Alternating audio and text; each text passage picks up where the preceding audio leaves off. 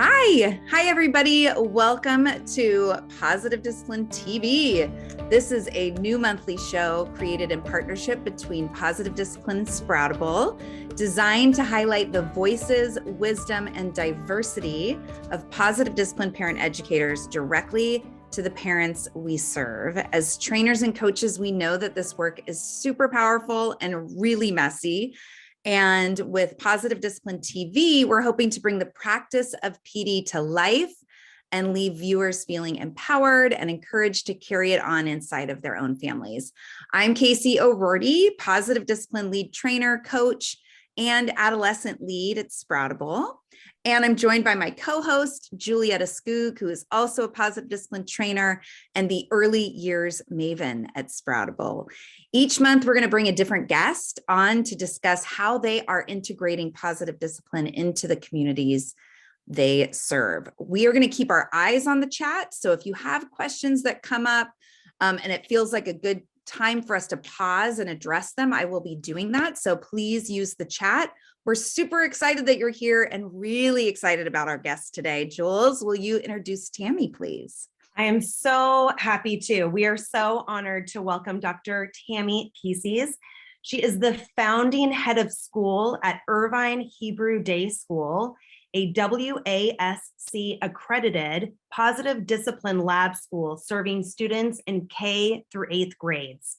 Tammy is deeply committed to nurturing the whole child's cognitive, spiritual, and social emotional growth within a caring community built on creativity and mutual respect.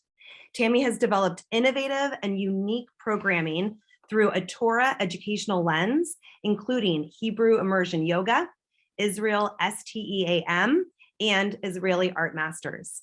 She holds a BA in psychology from UCLA, an MA from Teachers College, Columbia University in curriculum and instruction, a multiple subject teaching credential from UCSD, an administrative services credential from Cal State University Fullerton, and a doctorate in education from Cal State University Fullerton. She's also proud to have become a lead positive discipline trainer, serving as the co-chair for the Positive Discipline Lab Schools. Tammy's language arts curriculum is featured in Positive Discipline in the School and Classroom, the 4th edition, and the Problem Solving Wheel of Choice program, both by Dr. Jane Nelsen. Most recently, Tammy wrote the foreword for Positive Discipline Tools for Teachers by Dr. Jane Nelsen. And Tammy has recently published her dissertation titled Teachers' Perceptions of Their Social Emotional Competencies and Social Emotional Learning Practices. Having lived for several years in both Japan and Connecticut, she ultimately raised her 3 now adult children in Laguna Beach, where she was also born and raised. Welcome, Tammy. Tammy, you're so extra. Gosh, hearing all those accolades in one place is kind of mind-blowing and making me feel like, what have I done with my life? No, don't say that. Don't say that. I actually thought, who did all that? Because it's been a labor of love along the way. It's been it's such a passion of mine to be part of this positive discipline world. Well, we are so happy that you're here in conversation with us. I'm so excited to just learn all about your history. And we would love to know, how did you discover positive discipline? What was your journey? I was not looking for it. It found me. I was a teacher teaching a multicultural immersion class. And I asked a group of 5th graders, who here knows what holiday it is? And none of them knew and had never heard of Ramadan. And I realized that we needed to have a cultural experience and understand the Muslim world. And I contacted a Muslim school near me and just wanted to do a tour. This is how it all began. While touring the school, the head of school, Dina Eletterby, said, "We've never had a Jewish educator at our school. Would you be interested?" And of course, I thought, why not? That would be interesting. So that's how I discovered positive discipline. It was during my training, my in-service training, and I had never heard of it before. And we were all trained at the same time. And I was the skeptic. I was the one who raised my hand at that first training and said, this sounds amazing, but you don't know children and this is never going to work. And the trainer at the time challenged me to implement it with fidelity. They said, why don't you try it for like 3 weeks and tell us how it goes?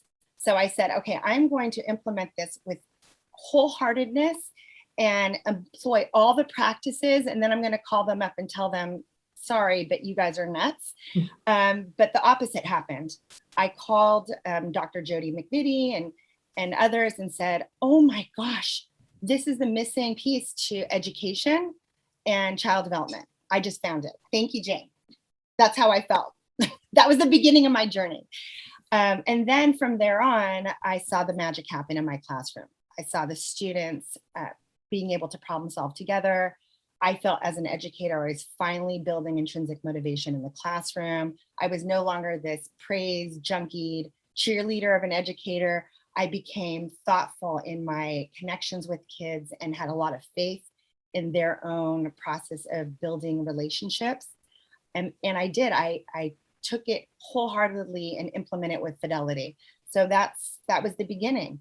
From there on, it was basically about training parents, training teachers, and looking at how I can make the most impact in the world using this approach. And that's where a lot of my work has been. And the school that I opened was not my plan. There was a group of people who wanted to build an academically rigorous and social emotional learning environment, and I knew exactly what to do. So I was gifted this opportunity to start a school from scratch using everything that I knew about whole child design and child development, and positive discipline was going to be the foundation. 8 years later, thriving school, transformative experience for me. Tammy, will you talk a little bit, because you're not only this like super accomplished educator, but you're also mom of 3, and you're in this like place of like, you've made it through. Well, is Colby's 19. Okay, so you're still in adolescence, but I still get to use it on a daily basis with him. Yeah, talk a little bit about like you as a parent in positive discipline. I'm so grateful that I discovered positive discipline when my son Colby was in 1st grade, because everything that I was trying to support him with was not working. He had so many challenges, and every day he would make mistakes, and I was at my wit's end. So I started using positive discipline at my home simultaneously when I was using it in the classroom and working through it. And I started teaching parenting classes, and parents used to always say to me, well, how do you know this works? And when am I going to see it working? And all these questions about, well, what happens when they do this? And I said, I'm digging in my heels right along with you. We're all in this together. And I won't be able to tell you if it quote unquote works until they're about 25. So get back to me. So now I have a 26-year-old, a 23-year-old, and a 19-year-old. And what I can say about it is I have these incredibly beautiful relationships with my children. And they tell me all the time, Mom, this way you raised us is allowing us to be super successful adults. So it just so happens that they've gone on their own journey, and along the way, my ability to help facilitate and support them and give them the tools to be successful, I want to say is attributed to positive discipline. My older daughter, Maya, now, and it's not just about their careers, it's the relationships they have with people. The sign is that my daughter, Natasha, actually, who's 23, ended up applying for her PhD in child development and human development, and is now working at Tufts University, getting her PhD in this subject, working at that level. And the interviews that she had to get that job, they were like, how do you know how to talk like that? How are you so self-aware? How are you so articulate about your emotions? How do you know all this? And she just said, it was how I was raised. I was raised to have this ability. My other daughter, Natasha, Maya, the same. She's getting her doctorate in nursing practitioner. Everybody says, how do you have these skills to emotionally regulate, to calm yourself, to be able to connect with others? And they all attribute it to positive discipline. Wow. Tammy, I love it's so cool. I mean, I feel it's so inspiring because I still have littles. I've got a 4-year-old, a 9-year-old, and a 13-year-old. And so for you to have that trust in that long arc, like get back to me when they're 25, and you really so you have this with your 3 kiddos, but having that arc now 8 years into your school where you get to see those original kindergartners, right? Your first class are now what, 7th graders, or are they now your first graduating class? They're our first graduating class. They're 8th graders. And the children who have gone through our school are able to manage and cope and collaborate and work together in such a mature way. It's so impressive to see how they communicate together and empathize with each other. And we had a really impactful experience that recently happened.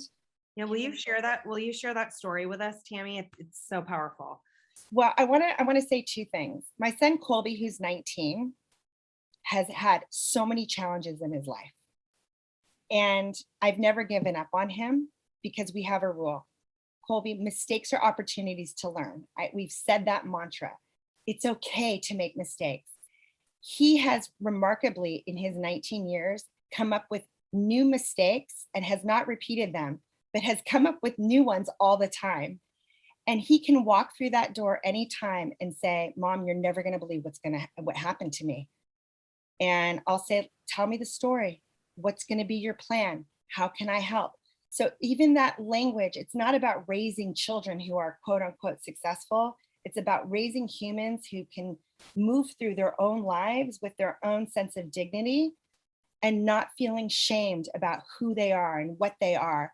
So my pride in my children who are doing quote unquote well, I feel just as much about my son Colby, who's managing to get through community college the best way he possibly can. And I want to make that very clear because I think it's important for us to define what it is that we want for our children, and it's who they are as people and how they move through life that I care about. The same thing about our students at our school. One of my students who I started with in kindergarten I'm his person. So he knows when he needs support, which he did a lot growing up, he could come and cool off in my office and talk to me, or just cool off in my office and not talk to me. He had a full-time shadow for many years. He needed, he had the need to have a social interventionist, like an ABA therapist. And after 5 years of having one-on-one support, we deemed that he was able to be fully independent at school. He had developed these skills, self-regulation and awareness and communication skills with all this intensified intervention. And his program released him. They said, you know what? You don't need us anymore. You're capable of being fully independent. Nobody ever thought that was going to be possible. What happened was children grow, and children who are on medication for self-regulation or other supports, sometimes there's a gap where there's a miss where somebody can grow and the medication's not helping them as much. And that's what happened about a month ago. And a child who I would have never imagined physically would hurt or harm anyone had a situation where on the playground he got dysregulated. And when I went up to him to ask him the question that I had asked for 8 years, what can you do to help yourself right now? He was disconnected. He was offline. His prefrontal cortex was dysregulated and offline. He was firing cortisol, and he ended up actually physically attacking me. And this was in front of the entire school. This was the middle school. These were the teachers. It was shocking, and it was disturbing for everybody. For me, I was emotionally in pain for him because my response was, oh my gosh, he's dysregulated right now. I didn't take it personally, but I knew that he was in a triggered state. In this moment, I had to pause and take care of myself. It was the end of the day. He went home, and I went home that weekend, and everybody was so worried about me, so concerned. And I actually woke up on Monday morning, and I knew exactly what needed to be done. The odd part here was I was the one who was going to have to be the interventionist. even though it happened to me, even though the experience, that trauma, that real trauma that happens if you are physically violated, if your boundaries are violated, it turns out I went into operation. I know what to do. We on Monday had he was asked to stay home for a week so he could do the work he needed to do, with the hopes that on Friday he would be able to come back and apologize and have a full repair with the community. And that's exactly what happened. We were able to have middle school students reflect on their feelings and articulate exactly what they were thinking and feeling. They were able to, we used the positive discipline in the classroom tools and applied all of those activities, doing how do you repair? How do you accept an apology when you're not ready? What do you do when you're ready? How do you invite somebody back into a conversation? We used all the tools so that by Friday, when that child, 12 years old, came back to school, publicly was able to share his story. And we were all very emotional about it. After he shared his story, and imagine a child being able to do that and having a community receive it, full repair happened. Mm. So that to me is the testament of what the work that we do, that we can move through a process and know and have faith that everybody will, at the end, have dignity for themselves and each other and be able to fully emotionally repair. And he's thriving now. And people questioned it.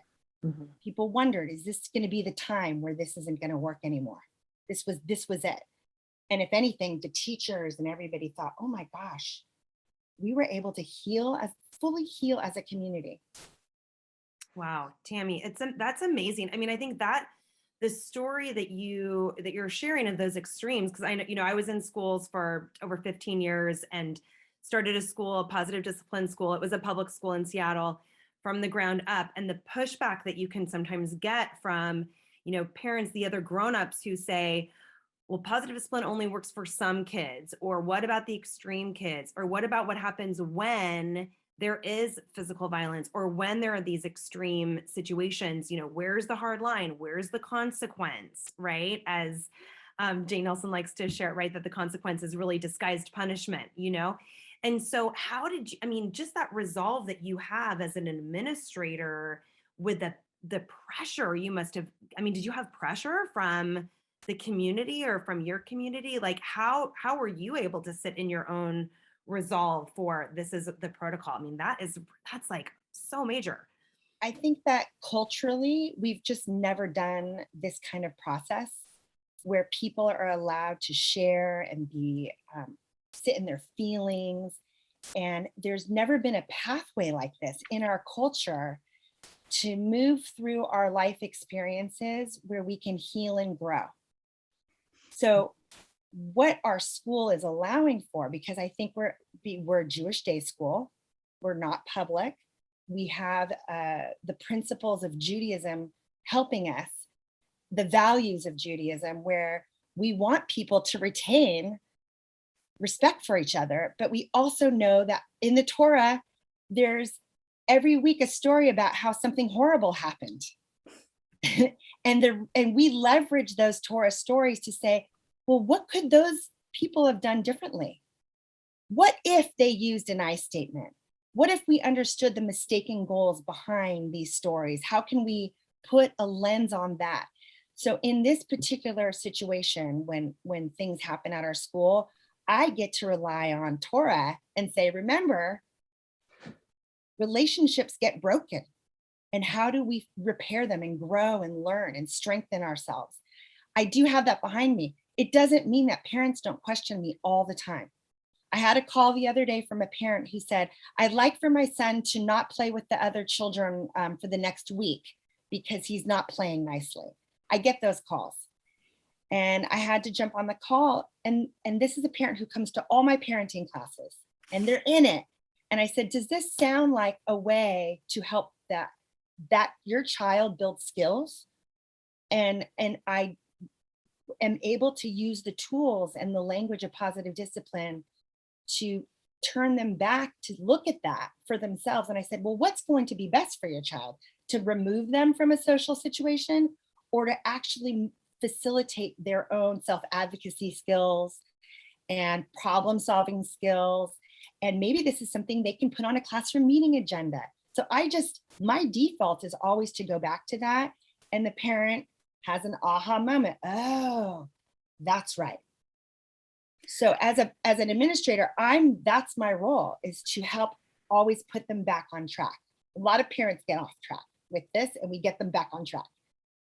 Well, what I love about listening to you talk about your school, Tam, especially the challenge that you just described from this older boy, and he had been at the school, and thinking about the school community healing and just remembering that all these kids and all these parents have had high reps, right? Like lots of practice. Even when we have lots of practice, it can go out the window and we're like in that desperation mode.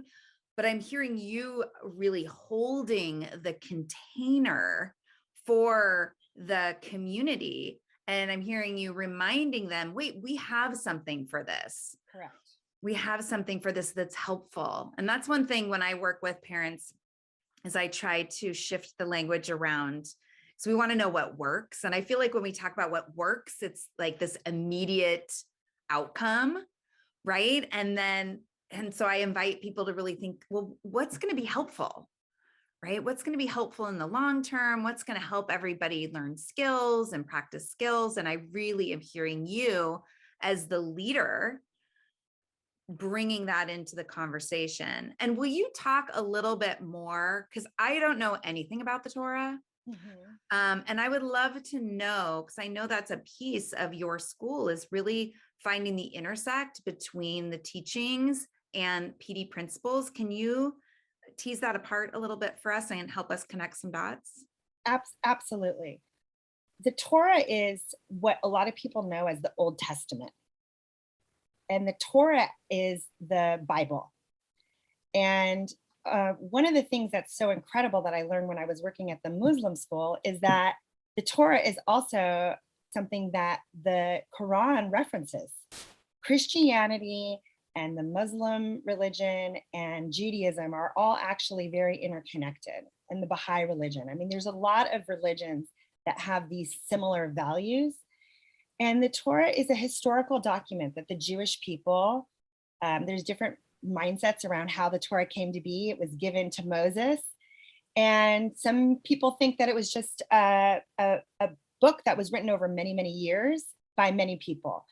And at our school, we look at the Torah as a part of our blueprint for understanding humanity and the cycles of life. And Jewish people who are practicing read the Torah every year from the start of the year to the end of the year. And it's done in piecemeal. And at the beginning of the new Jewish year, you start over again. And it's almost like a mirror of what my belief is about the practices of positive discipline, is that it's a never ending journey. And as you move through it, you go deeper and you grow and you learn.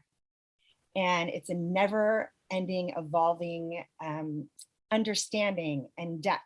And that's what the Torah is at our school. We encourage children to ask questions, to analyze, to look at it so that they can make it personal and meaningful for themselves. And it is confusing and it is complicated. And the kids, we want them to be inspired to ask these questions about human relationships and to question why things happen in the Torah the way they did. I mean, there's some intense stories about brothers harming each other and wars. And I mean, there's a lot that the kids are grappling with.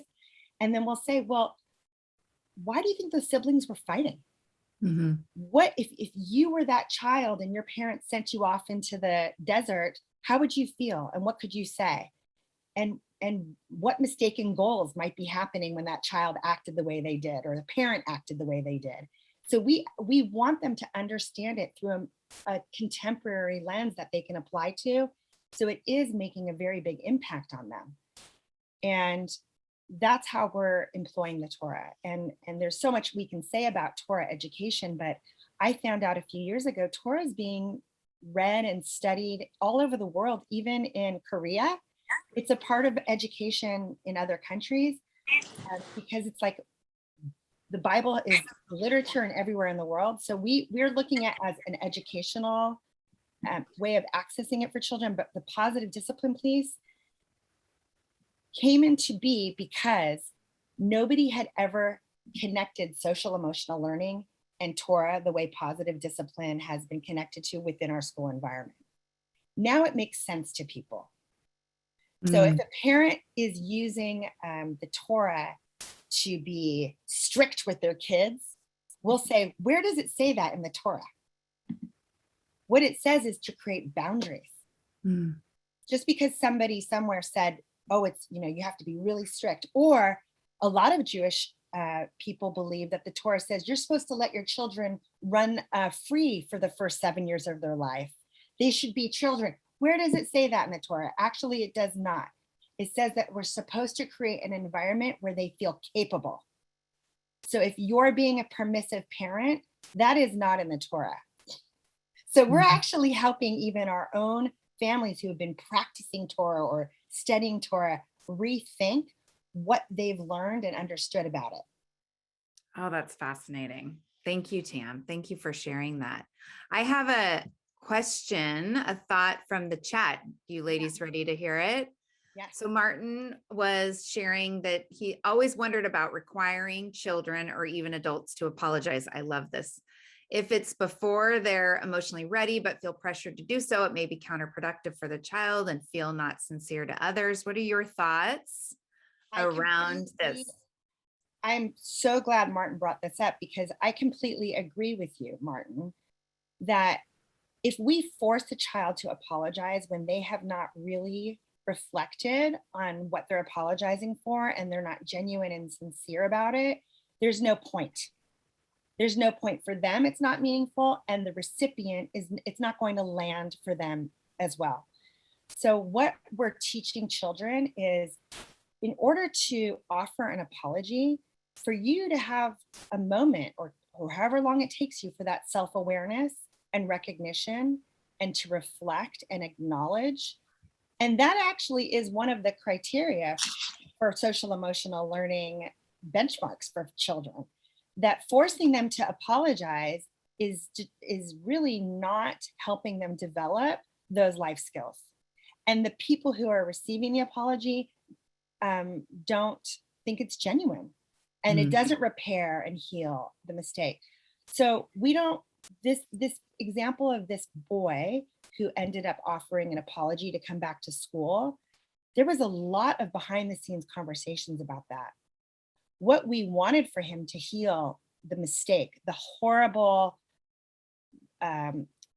community mistake that was so visible to everybody. And he needed to have a lot of time to reflect about what happened.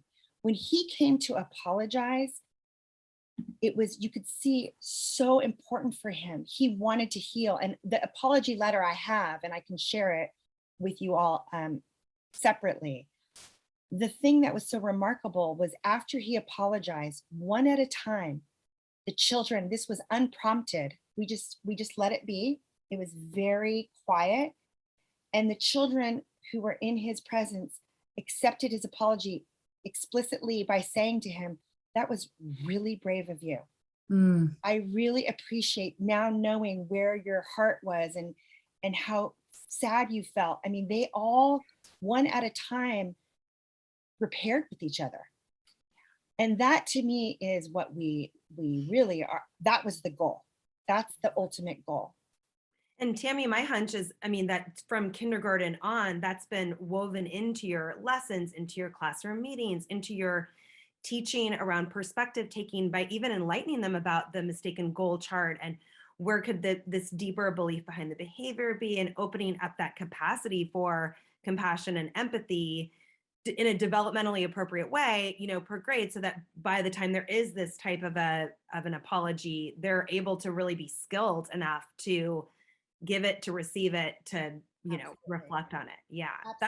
That's what takes the time and the training and the teaching. Yeah, absolutely. All those years that are built in to that process of explicitly and systematically teaching it. And we do it through using the wheel of choice in classroom meetings and daily encouragement that the teachers have in their classrooms and on their, they are so skilled now at being able to implement positive discipline that when it came to this, time where this is when the skills need to show up, how are they going to be now? And I was not sure. I had to sit back also and trust that they were capable of processing it to this point. And that to me was the most impactful sign right now, or signal that the work that it takes is critical, and it makes a significant difference when it matters the most. Well, and it sounds like the reframe too, because again, I've worked in schools and in a more like, larger district and public, and it's can land differently when you say this kid has been expelled emergency, whatever, emergency expelled, and is not allowed back until we've received like the confession, versus a whole language shift around where like he needs that time to regulate and that time to heal and that time to reflect and that time to like really feel comfortable enough to and safe enough to give this apology. So it's that reframe also, around that space and time. There's a lot of work around restorative justice and what restorative conversations need to happen in order for restorative justice to be effective. There's a missing piece there, because within restorative justice, if children and people don't have the skills to have those conversations, then of course it's going to land flat. And there's this expectation that they're just going to show up and have these restorative conversations without the skills. Well, there's the gap that needs to be met. And that's where all the skill building with positive discipline happens. There's so much curricula out there that, there's the Castle network of social emotional learning curriculum. To me, all you need is positive discipline. All the other things that people are doing it's like a recipe book. And what I discovered with my dissertation, my social emotional, understanding teachers, is that unless they aren't committed to developing those skills and cannot model and nurture and support them, then you can have the best curriculum in the world and they're not going to be able to implement it. That they have to see themselves as a part of the growth process and build skills while they are teaching it to the children. So I understand that it's easier just to hand somebody a book and say, just follow these activities, and at the end of it, you're going to get the outcomes you want. I just don't believe that that's going to close the gap on what we need for children in the classroom. And for people at home, for parents, this is foundational to be able to feel that you're parenting in a way that is giving yourself dignity and boundaries are there, and the kind and firm and kind is happening all at the same time, which was my biggest hurdle that thankfully Jane reminded me of. Jane came into my classroom once and put her hand on my shoulder and said, "Tammy, you are so kind and wonderful. And you know what? It would help you to be a lot more firm too. These kids need both." And I'm so grateful that I got that feedback, and it was done in a way that I could receive it. I could hear that I needed to evolve and grow and understand.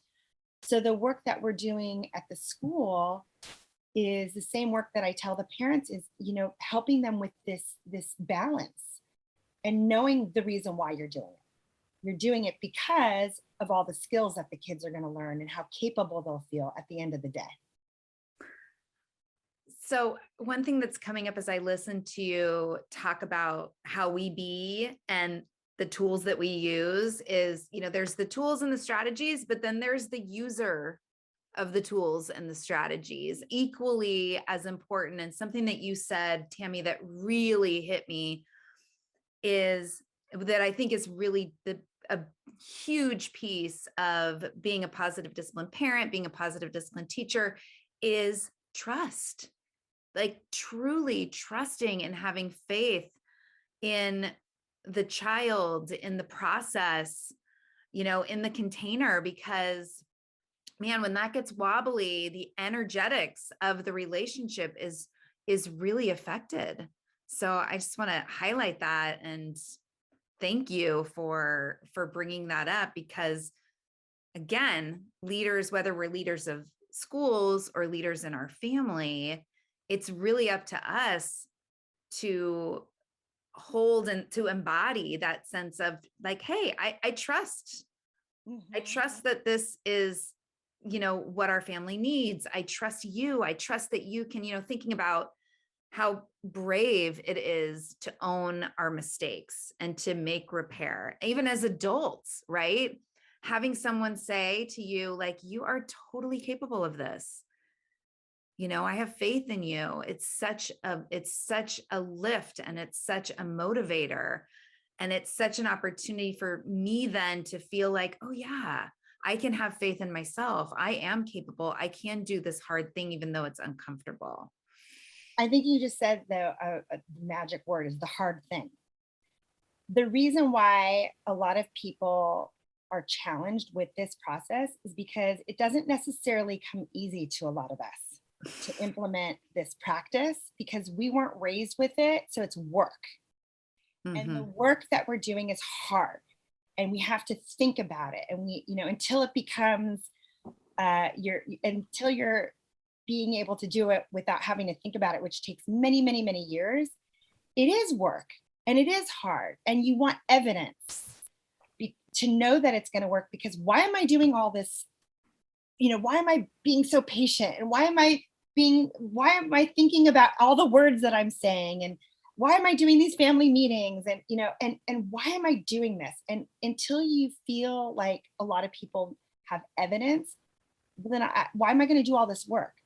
And I think we're coming to a time now within positive discipline as educators, as parents, that we get to come out now and say, this is why we're doing the work, because we have seen evidence in A, B, and C.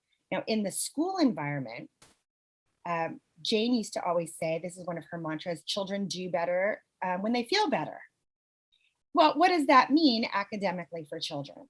What it means is when they're engaged and they're not distracted by their emotional dysregulation and their emotional tumult, they're actually accessing and engaging in cognitive development.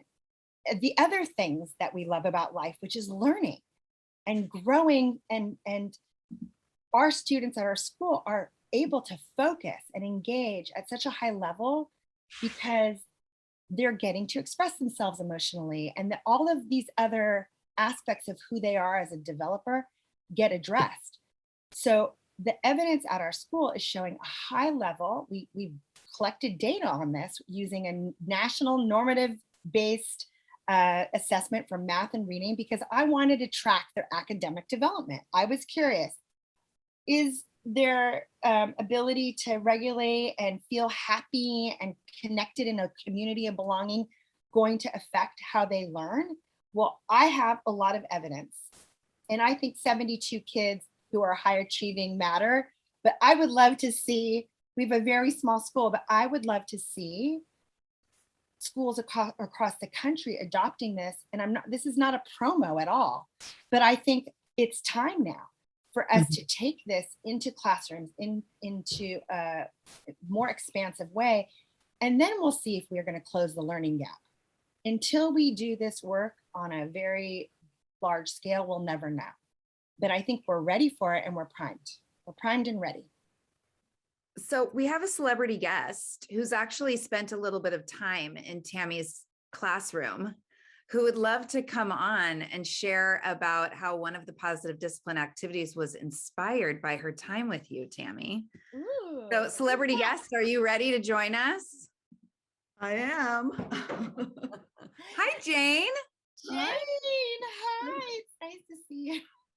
I just want to share that when I went into Tammy's classroom, I don't know if I've ever been more impressed about the wheel of choice and how everybody loves the wheel of choice. But Tammy took it to a whole new level when she asked the kids to all choose their 4 favorite choices And then she had them make mobiles. And then they hung, each child had their 4 favorite choices above their heads. You know, they did a picture of themselves with their 4 favorite choices. And then whenever they were having a challenge, they could just look up and be reminded of some of the skills that were their favorite. And if you want to put that in the message, they could all have a copy of that activity that was inspired, including a picture, a color picture of her kids in that classroom. Yes, I'm going to make a note and I'm going to make sure that that goes out. Brad, if you can really quickly drop it in the chat, that'd be great. And I'll make sure that the link goes out in the email that you're all going to get with the replay. So I'm taking a note of that. Thanks, Jane. That was just one example. Just but one that's all the time I'll take. Well, no, it's so great. And I mean, I think Tammy, when you said, first of all, I'm so happy having Jane's face as a squad now. Tammy, when you said, you know, all we really need in terms of all the curriculums out there, all we need is positive discipline. And am I breaking up? No, but you're right.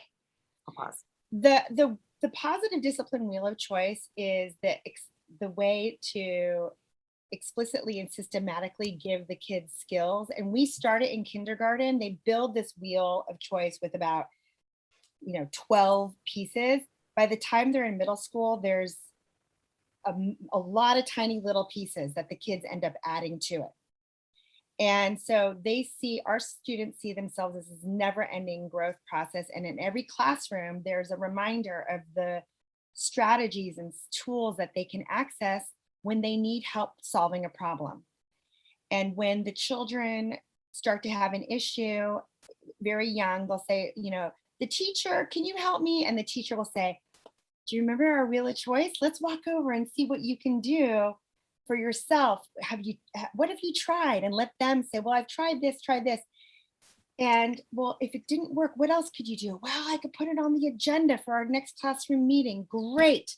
So starting very young, they already see their own self-efficacy and trying to solve their own problems, that they're not thinking, oh, somebody else in the world's going to step in and make it all better. Now try telling that to parents. They're not as patient at the beginning at our school with this process because they want things for their child fixed immediately. And we'll say, it's okay. It might take them 6 months to figure this out. And they may be frustrated. And when they get in the car and they're like, so-and-so didn't do it and it's not fixed yet, your job is to do what? We ask the parents. And they're like, well, I want to fix it. I want to call you and I want it's okay. So a lot of our approach is working very closely with parents. And I want to say I give ongoing parenting classes weekly. And guess what, Jane? I started doing grandparent classes.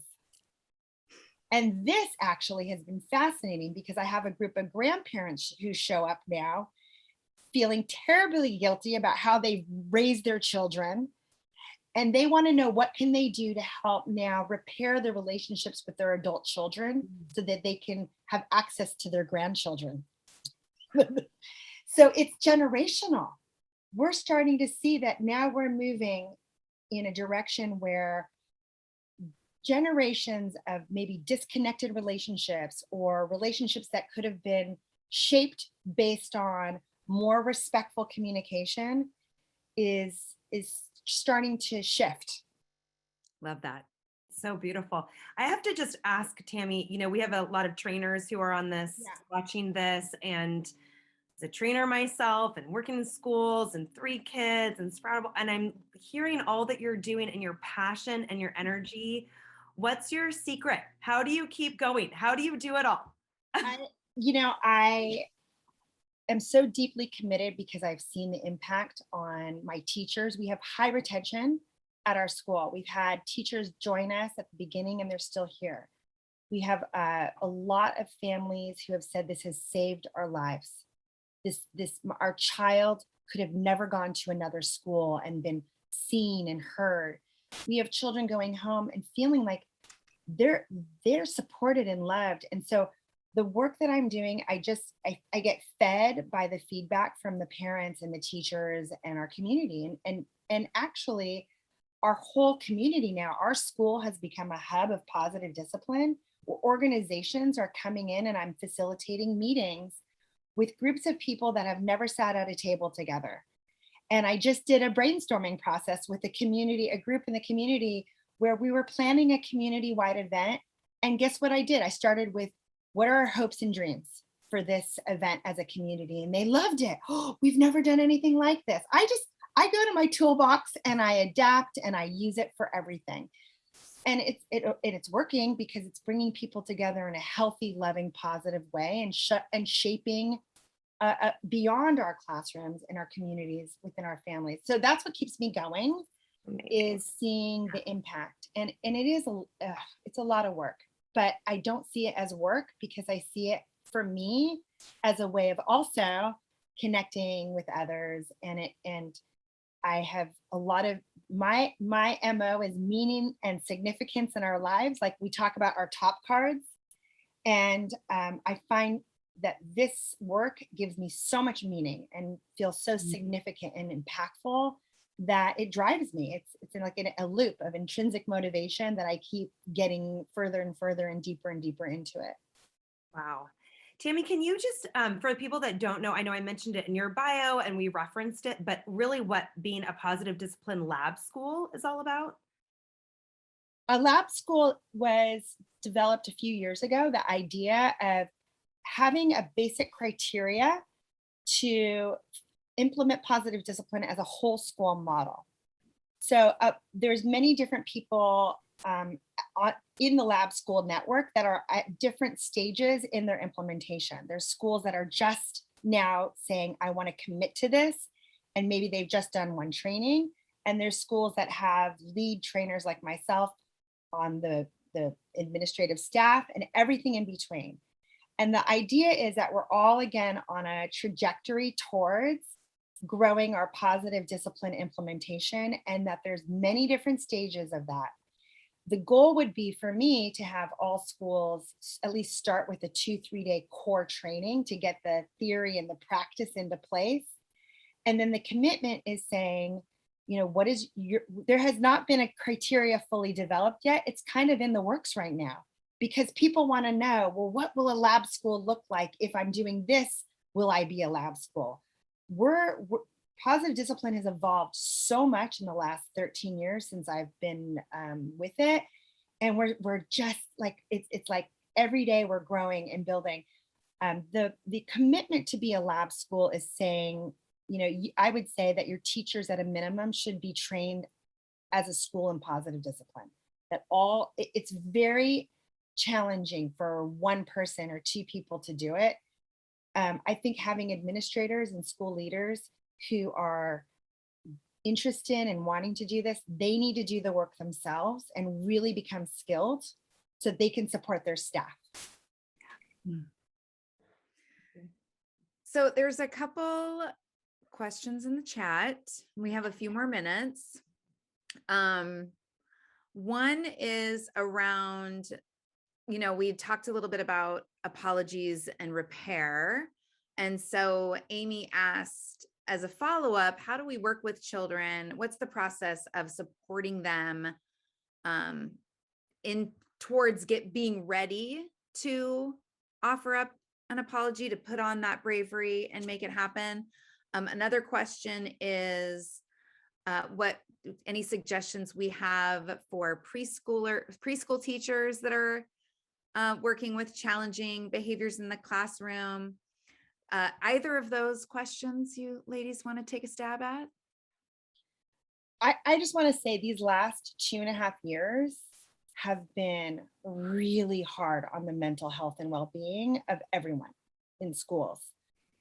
So I want to contextualize my answer by saying we have seen across the board in schools more misbehavior and more challenging behavior than we ever have. And the mental health crisis for families, students, teachers is real. So right now, more than ever, we have to take a step back and not be reactive to behavior more than ever. And when anytime something happens and you can say, well, really, what is the belief behind the behavior? What is going on? It explains so much. And I think even for at a very young age, if we stop and use this methodology and this philosophy, it can help us and guide us.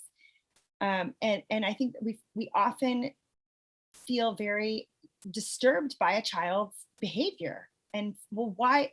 And if I ask the question, well, is this child feeling hurt? Are they getting revenge because they're feeling hurt? If I can answer that, voila, I can get a lot of information. If I'm feeling like disappointed or disgusted, I mean, there's this whole mistake and goal chart. That's my guide. And I think that we often forget what an incredible tool it is. I have to just share, because this just happened last night. I'm here with the grandparents for the week, hence my instability of some internet. Hopefully I stay on. But just last night, the reference to the preschooler, how does this work with preschoolers? And my 4-year-old, while we were off on a little hike, my 4-year-old punched, slugged her sister. And they mentioned this when we got home. I didn't quite know the story of it. And then my 9-year-old goes, I got it on tape. It's on video. They had been filming this, making this movie, and literally got it on tape. And I said, Leona, my 4, whoa, there had been some time, let's go through these processes of repair. What do you take responsibility for? Are you ready to solve the problem? And then, really through I'm here with you. You've got this. It's okay. Giving her the steps, reminding her of those. And then I said, now what, so what happened? Kind of that digging deeper, what happened before?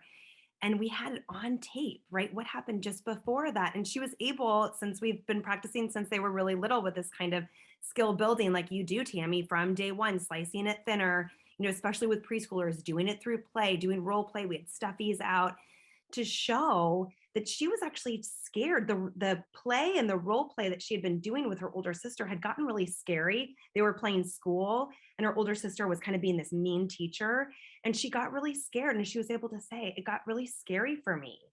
And so in that moment, we could say, okay, well, when we're scared and mad, instead we can say, stop, I don't want to play this anymore. This is getting too rough. We don't need to hit our sister.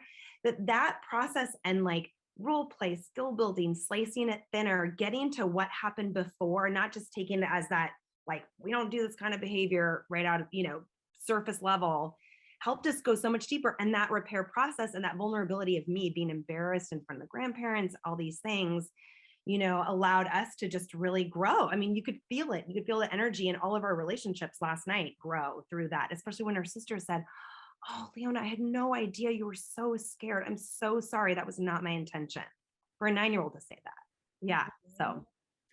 Well, what I hear in that, and what I heard in your story too, Tammy, with your student, is the beauty of these, of the misbehavior and the process of making things right is the level, the renewed and perhaps even elevated level of connection.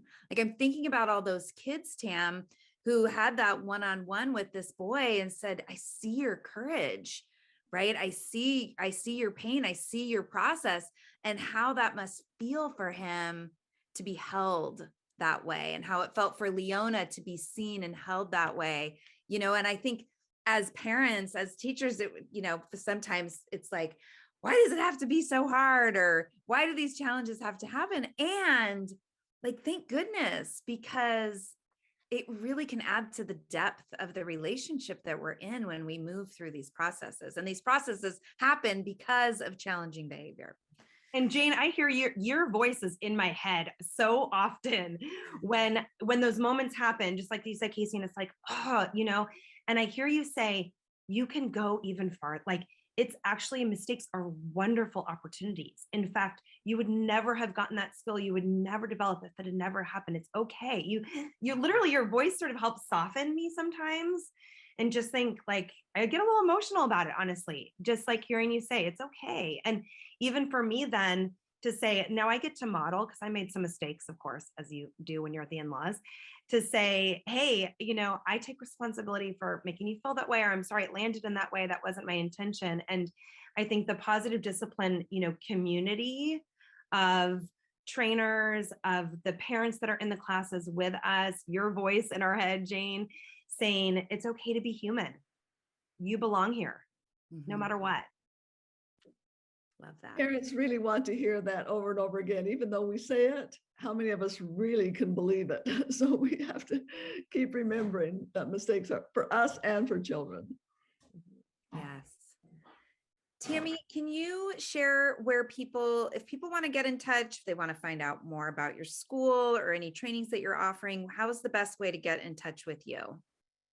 I would love for anybody who's interested in learning about the school to reach me at the Keces at irvinehebrew.org is my email. Irvine Hebrew Day is the name of our school, and we have a website where we have information you can learn about the school there. I have a separate consulting website called Teaching Positive, and that is a separate entity where I offer consulting and support for schools, and I do yearly trainings at my school site. We haven't been able to do it in a few years, but over the years I opened up my school to do a positive discipline in the classroom trainings for any school I'm in Orange County, California. So hopefully this summer we'll be able to open up, and I've done them on the East Coast before. And hopefully, please God, I would love to be able to do them in Israel. The plan was to do them in Israel last few years. I don't think it's going to happen this summer, but the idea is to bring and move this over into Israel pretty soon. But please, anybody also, please email me. I got a few private messages during the time that people are things are popping up in questions. So I'd be happy to connect with anybody as well. And I just so appreciate and enjoyed being able to share a little bit with you today. So great to see you, Jane. What a pleasant surprise as always. I just want to give you a hug. And both Julietta and Casey, I love you guys. You're doing amazing work and such a wonderful resource for everybody. So thank you for the invitation today. Really appreciate it. Thank you. Thank you so much for your time, Tammy, and to everyone that's shown up to watch this episode of Positive Discipline TV. I speak for Julietta and I both, we are super thrilled to hold this space each month. And thank you to Positive Discipline and Jane for your partnership with this project. Everyone who's watching, whether you're on the replay or here live, if you're interested in signing up for next month's PDTV Live, go to www.besproutable.com/PDTV or positivediscipline.com/PDTV. We're going to be talking to Natasha Nelsen, who is a positive discipline parent educator, supernova mama on Instagram, and a neurodiverse mom raising neurodiverse kids on Friday, March 25th at 10 a.m. Pacific time. So hopefully we'll see you again next month. Thanks, everybody. Thanks for being here. Yay.